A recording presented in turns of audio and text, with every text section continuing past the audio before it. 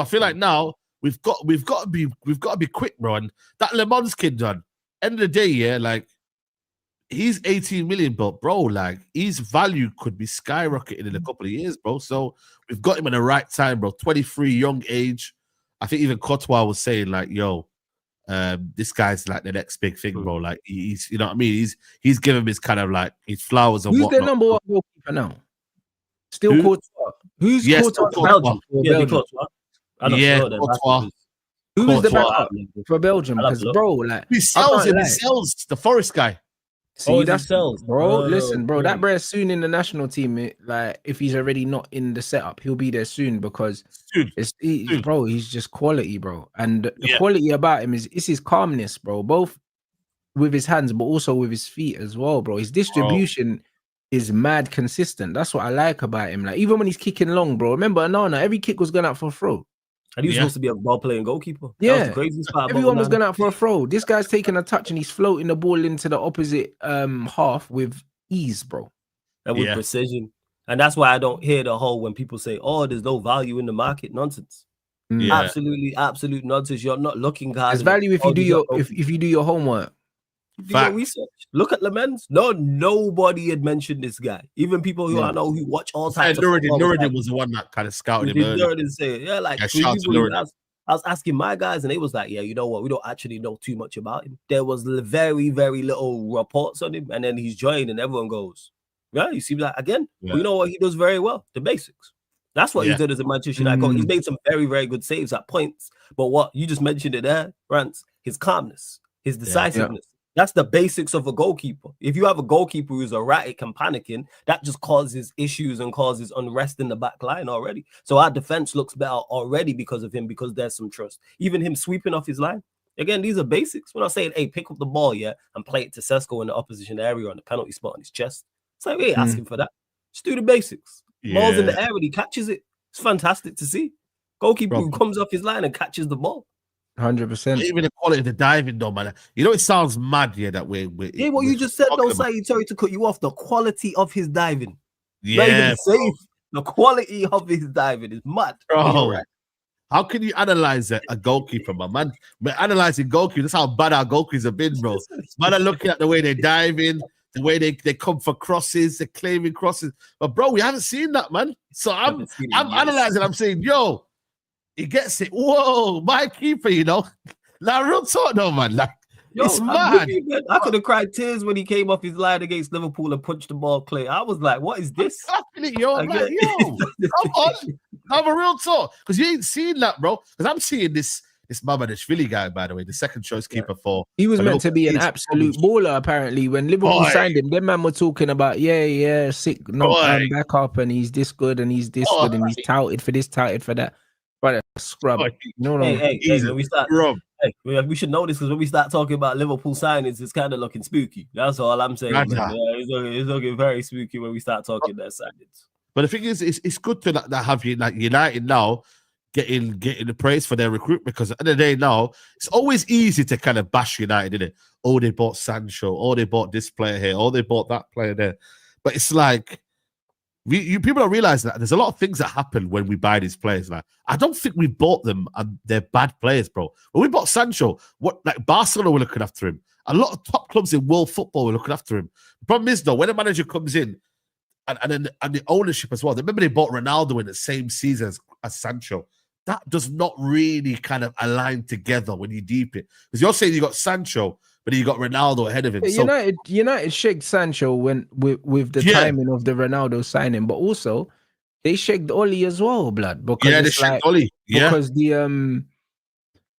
we were starting to get like a settled kind of squad thing going on. Sancho was meant to be the marquee, and then the Ronaldo thing was not planned. And sometimes deviating away from the plan, no matter what it is, can always be a negative. Do you know what I'm saying? Yeah. And that's the reality, because we had to change the way the whole team played to accommodate Ronaldo. We did. Like, nobody can deny it. They can say, he scored 17 league goals and something like that. We scored those in 9 games, blood, over the course of a 38-game season, bro. Like, he was not good, by any means. Like, by any means, bro. But people are trying to reinvent the wheel with the situation. Scoring in 9 games out of 38 in the league, is not good, bro. That's not a good return. It's not, bro. I said this at the time when everyone was gassed, and I love Ronaldo, big fan, one of my favorite players of all time, one of my favorite Manchester United players of all time. At that time, it was documented. I didn't want him back because he didn't fit what we had. It was a recipe for disaster. You look at the manager we had at the time and look at the players we had at the time. Ronaldo was never the fit. Well, Ronaldo will always score goals. Ronaldo could play till he's 70 years old. And because of the way he plays, I've not even checked his numbers. Over there in Saudi, I know he's bagging goals. Yeah, he's killing it. He'll go get goals for Portugal. Yeah. That's just Ronaldo. There's certain things Ronaldo's going to do, and one of them is always score goals. But just because you score goals doesn't mean you can't be a detriment to the whole team. Yes, he was eaten. Everyone else suffered. And with Sancho as well. We signed him with no plan. We were going to play him off the left. Like we signed Pogba with no plan. It was just he's a talented player. Let's bring him in, and we've deviated away from that because the players we are currently signing right now we've signed him with a plan. I've loved our recruitment over the last 2 years, which infuriates me even more as to why we've gone backwards on the pitch. Because how are you getting better players and we're going backwards? That don't make no type of sense, bro. Something's going wrong. You can't sign Cunha and Bremo and we look worse as a team. Obviously, we picked it up over the last 3 games. Something's off there, adding the likes of Lammens. Like, what's going on? Delete and Euro. It's like, huh? Maz. And we look worse. Nah. Something's off. So I look at the manager so much. It gives time. It gives time for managers to figure it out. That's why they do that in it. You feel me? That's why it doesn't really kind of add up. You feel me? Like you're saying there, the manager, then you look at the recruitment. This is why I believe, like at the start, someone was like, bro, I'm saying top 5. I don't care what anybody says. If you lot laugh at me, it's up to you, innit? But we need top 4, I'll be honest. Like I'm not even bro, 100%. Because we should be finishing above Chelsea, we should be finishing above Tottenham. We should be finishing above everyone outside of City, Arsenal, and Liverpool. Like I'm not trying to see it. I'm not trying to accept anything less than that, bro. We keep giving these men way too much leeway, bro. Like way too much, bro. You know what I'm saying? Like last season, like we was talking about Chelsea. And remember there was a debate who was better, Onana or Sanchez. There's no debate now. We got a better goalkeeper than them. There's no debate that we've got better centre backs than them.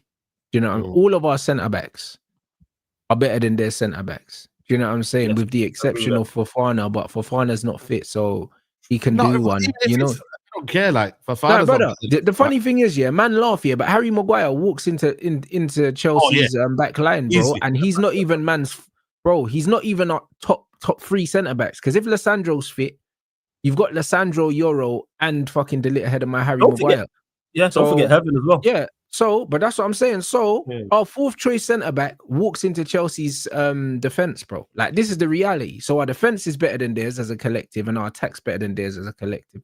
The midfield is the only area that we can debate, and I don't rate Enzo, blood. Do you know what I'm saying? So it's one of them ones where, bro, like on the whole, if we can keep our team fit, we should be finishing above this Chelsea team that has an attack of Gittins and Garnacho and Neto, bro. That is nasty.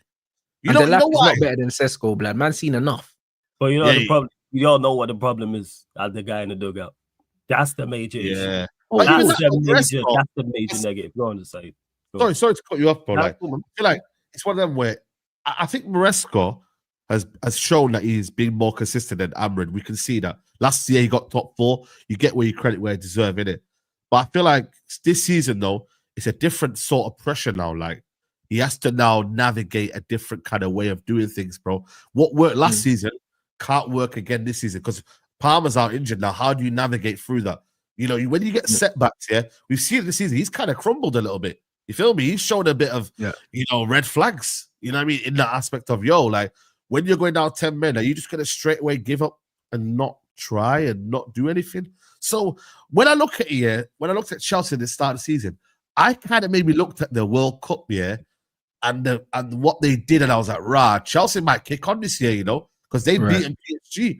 I genuinely thought to myself, but then when I look at it, I'm like, our squads in totality, where they have weaknesses, we have our strengths. Where we have our weaknesses, they have their strengths in the midfield area. But I don't think the squads as a whole, they're clear of us. I don't think they are. They're not. On the really. Balance of the squad, we're better than them. And this is why I can't, just because they've been together longer and all that that gets cancelled out by the fact we're playing 1 game a week. Yeah, it gets cancelled out because of that. Because they got more injuries than us because they've played way more games than us. They've just played the Club World Cup, then they've come into this season. Do you know what I'm saying? And then on top of it, they're in full competition. So, like, just law of averages, they're gonna accumulate more fatigue, and more injuries because they're playing more football than us. So even though they've been together longer, that gets cancelled out from the fixtures. Of course it does. The fixture pile-up.